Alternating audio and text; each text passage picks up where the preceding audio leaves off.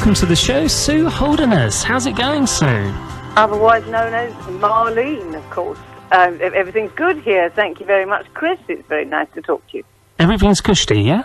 Everything's cushy, just as it should be. I ain't got Boyce here at the moment, but, you know, he's looking after the dog, so that's all right. So the first episode you appeared in Only Fools and Horses was Sleeping Dogs Lie in 1985. What are your memories of that? Well, I just remember it being a really lovely day, and I honestly didn't expect it to be more than that. It was a great surprise, the whole business.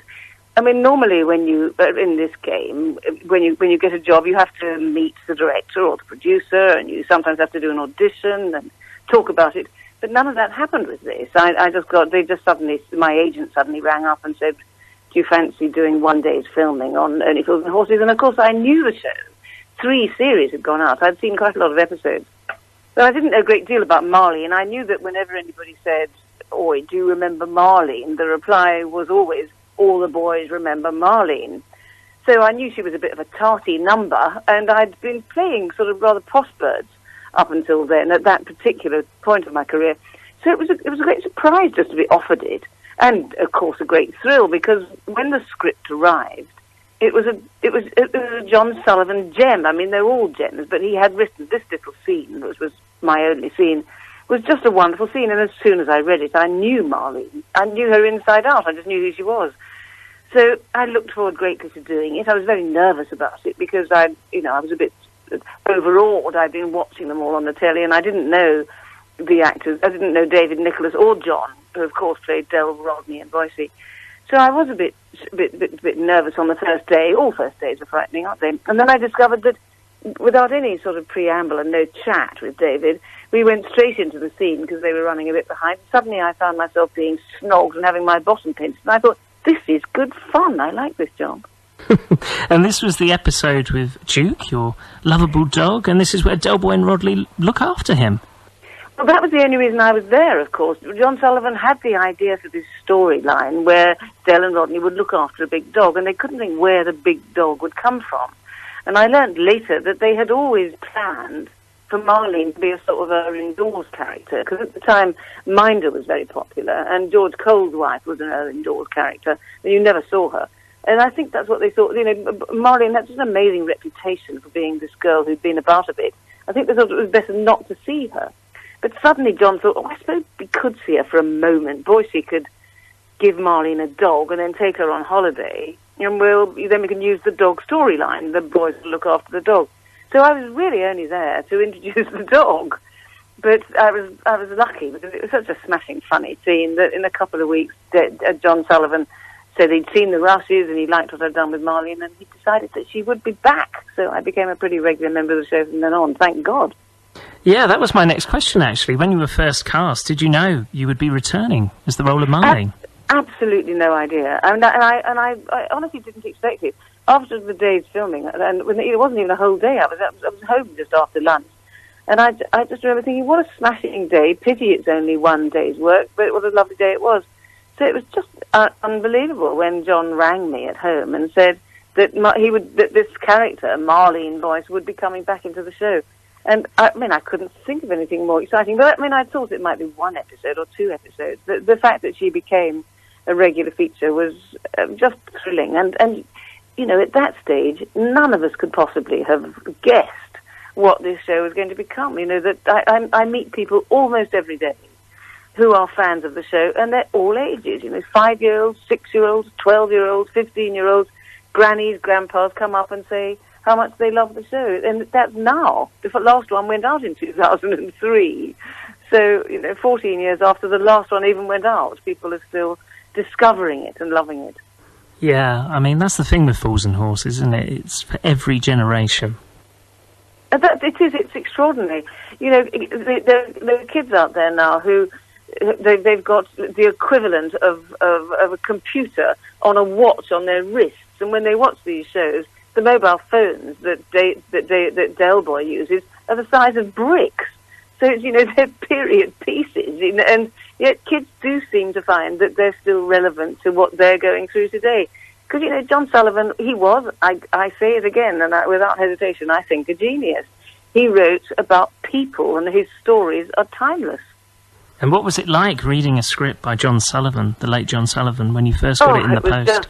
It was just a thrill, and I had a sort of routine, a ritual, whatever time of day it arrived. I would make a cup of coffee, wouldn't open it until I made a cup of coffee and taken it up to my bedroom. I'd get back into bed with it. It was a little treat, and I'd just lie there and chortle. It was extraordinary, because each new script that came in, you thought they can't be as funny as the last one, and they got funnier because as John got to know the cast, the people that he had cast in these roles, he started to write for us. So you could hear exactly what Roger Lloyd Pack was going to do with Trigger, and what Dell and Rodney were going to do with their lines, and Boyce and his laugh, and Marlene and her terrible, her Cockney, little stuff that she had. He wrote sort of for us. So you could, when you read it on the page, you could hear what was going to happen, and then the rehearsals were just a thrill. Watching it come to life was, because I've never known a writer as clever at making you laugh and making you cry. Yeah, I actually met you years ago at one of these shows, these Only Fools and Horses shows, and that was the picture that I tweeted on my Twitter page, and I was about 13 then, and now I'm 31, so just goes to show, doesn't it? You followed us for a large chunk of your life. Well, of course, my children, when I did my first episode, I was in fact 3 months pregnant with my first child, so my kids have grown up knowing me as Marlene's, everywhere we go. All their lives, they've had, in fact, when they were little, I think they sort of thought that everybody their job was being on the television. And when we went into the butcher's, they said, when's he going to be on? They honestly thought everybody did something on the television until they got a bit more grown up and realised it was a bit exceptional to have a mother who was on this show that everybody talked about and everybody laughed. And I will be grateful to my dying day that I was the one they chose to play Marlene, because I'd have gone on playing Marlene until I was in my Zimmer frame. I'd like to have played her to the bitter end. It's so tragic that we lost our wonderful writer. Yeah, very sad, and also lost to Roger Lloyd Pack. That was also very sad and very sudden, wasn't it? Before his time, we lost Grandad, and I mean that was a very good example of John Sullivan and his brilliance, because he'd written the whole of series for Grandad, and the shock. When he fell ill and Grandad died, Leonard Pierce, who played Grandad, died. The whole cast went into a sort of mourning, because John Sullivan and his family really thought of Leonard Pierce as another grandfather. The kids called him Grandad. They'd get presents from their two grandfathers at Christmas and from Grandad in the show. That's so nice. It was a terrible shock for everybody when he died. And there was a moment, I know, when Sullivan thought maybe we just shouldn't do any more. But then everybody said, Leonard Pierce would hate it if the show stopped. So he was brave enough to write a funeral scene. He said, this is family. They would see off Grandad properly. They'd want him to be laid to rest properly. And we must see that. And of course, that episode was amazingly sad. But in it were also some of the funniest jokes. The very moving moment when they find Grandad's hat and Rodney strokes it and then drops it on top of the coffin. And later in the scene, the vicar goes around saying, "Has anybody seen my hat?" And you realise they've buried the wrong hat. I mean, it's just genius, because it's tender. There's nothing cruel ever about it. It's tender and touching, and of course it makes you laugh, but more often than I think any situation comedy writer, he also can make you cry. Yeah, there's many moments like that, and I think the documentary I was watching on UK TV Gold, Nicholas Lyndhurst was saying that the day before, or a couple of days before, he actually went to Leonard Pierce's real funeral, didn't they? They all did, yes, and so the emotion in the filming of the funeral is absolutely raw and real, because it was terribly sad for everybody. They were, real tears throughout the whole auditorium. Well, not the auditorium, the church. You can see I come from the theatre. But it wasn't difficult for the people to look as though they genuinely were desperately sad to have lost a family member, because they were. It was awful. But I think so clever of him. But then you see, John Sullivan, who we know wrote comedy, he was never frightened to touch on subjects that were very dark. The whole storyline of Boyce and Marlene not being able to have a baby touched people's hearts. Cassandra having her miscarriage. He was brave in his writing. He wrote about real life tragic events that happen, and I'm sure that's why it goes on being popular, because he wanted every member of his family to be able to sit down and watch the shows together, all age groups. So they don't drink and drive, they don't swear, they don't take drugs, they are big-hearted people. I know that their dodgy business dealings are, a bit, but they're not half as dodgy as some of the stuff that goes on with bankers and our politicians, are they? They're just trying to get by, aren't they? Really? They're just trying to get by, as are most of us. And they've got big hearts. Del and Rodney, they care for old people. They're kind to young people.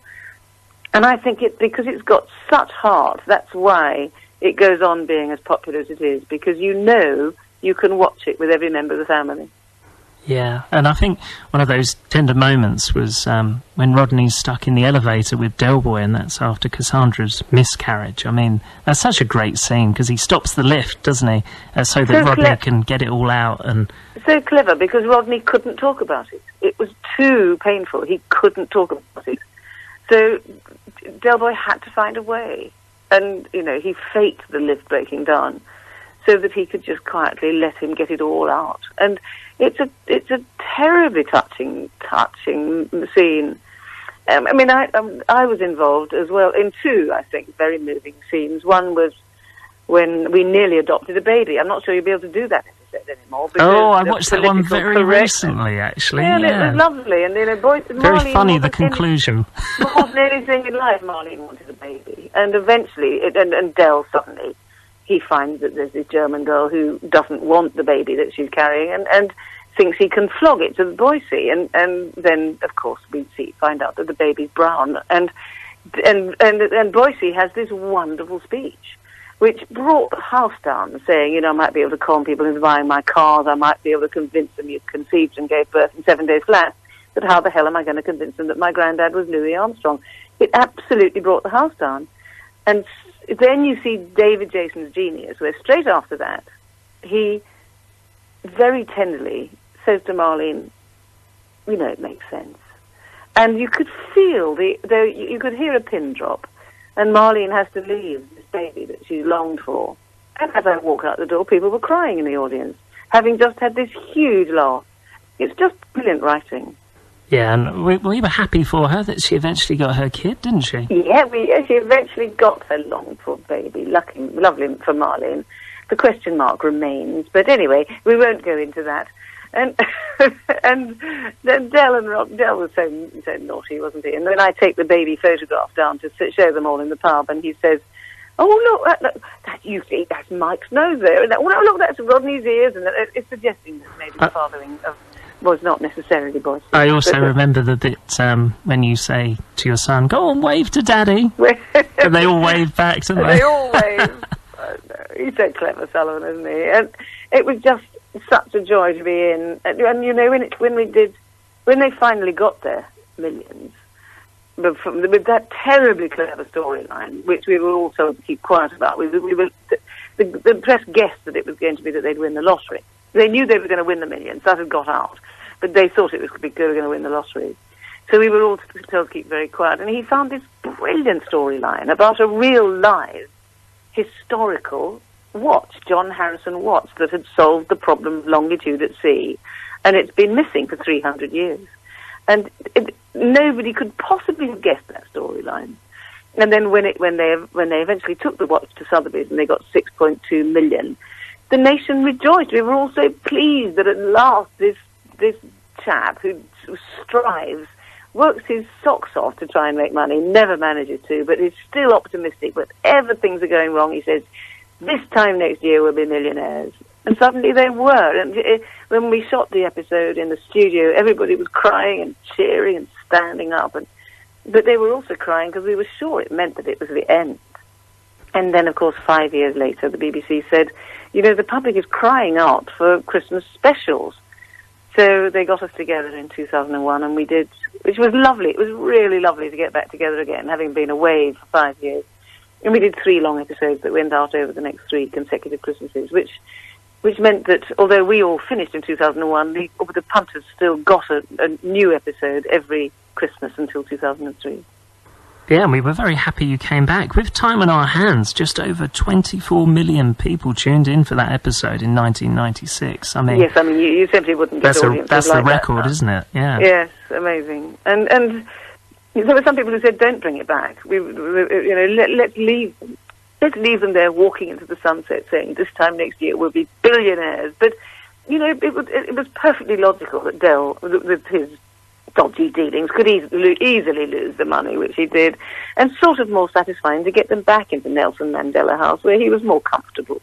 You could see he wasn't really happy in his big mansion with his billiard table and his luxury pool and everything.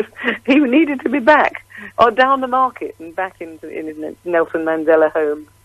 Yeah, I think he enjoyed socialising with people, didn't he? And when he got all the money, you've got a different life, haven't you? Yes, and it didn't suit him. It didn't suit any of them. They needed to be back, in the heart of that wonderful Peckham community, where everybody's striving to get by, and there's this love and camaraderie that he didn't have when he got all the dosh. It wasn't the same. You hear that about people who win the lottery, don't you? Having had perfectly happy lives, they're struggling, working hard. Suddenly they win 14 million. Spend it all and are miserable. You're jumping out of your comfort zone, aren't you? And so it was lovely. I think it was quite right that they did those 3 episodes, and you saw them back where they should be. Yeah, in the life they understood and loved. Yeah, and you got some great more comedy moments from Only Fools and Horses, didn't you? So what's not to like? What's not to like? And the tragedy is that we lost John Sullivan, who was only 64, and in 2011, the shock when he got viral pneumonia, we couldn't believe that we'd actually lost him. And the tragedy is that he said he could go on writing Only Fools and Horses forever. He had stories that he could have come up, he'd never have stopped. And so he wrote lots of other things, of course. Citizen Smith, I was in Dear John. He was very loyal. He put me into Dear John, playing the wife of John's best friend, where I got 5 kids. He never worked with animals or children, and John always wrote scenes for me with animals or children. But he wrote a lot of other stuff. He was prolific. There aren't that many episodes, considering how long we did it, of Only Fools. I think it's only 64. But they're all perfect little gems, aren't they? Yeah, fantastic. You can't beat Only Fools and Horses, in my book, anyway. No, you can't. So this is a very hard question, your final question on the show. What is your favourite moment as Marlene? Oh, that's a hard question. It's a terribly hard question because there's so many of them. But, of course, the favourite moment for me was when in 2002, John Sullivan asked John Tallis and me to go down to see him in Brighton. We were on tour, in fact, then. And he said that he'd had an idea for a spin-off series for Boyce and Marlene. And so my favourite moment was when he said, how do you fancy the idea of a spin-off series starring Boyce and Marlene? And the work began on what was to become the Green Grass, which is not as good as Only Fools and Horses. It's very different. But it meant that we could play with those characters for another 4 years. And we had such a lovely time doing it. And, of course, I did more Green Grass than Only Fools. So my favourite moment, really, I suppose, was the day when, right at the beginning, they said, how do you fancy one day's work on Only Fools and Horses? And it became, what is it now, 30-something years? And most of the work that I get now is because of Marlene, and I remain hugely grateful to John Sullivan and very proud of both shows. Well, it's been lovely to talk to you, Sue, and thanks for the memories. Thank you very much for ringing, and you never know, this time next year we may all be millionaires. Yeah, you never know, that would be nice, wouldn't it? Fingers crossed. Lovely jubbly. Okay, thanks a lot, Sue. Lovely to talk to you.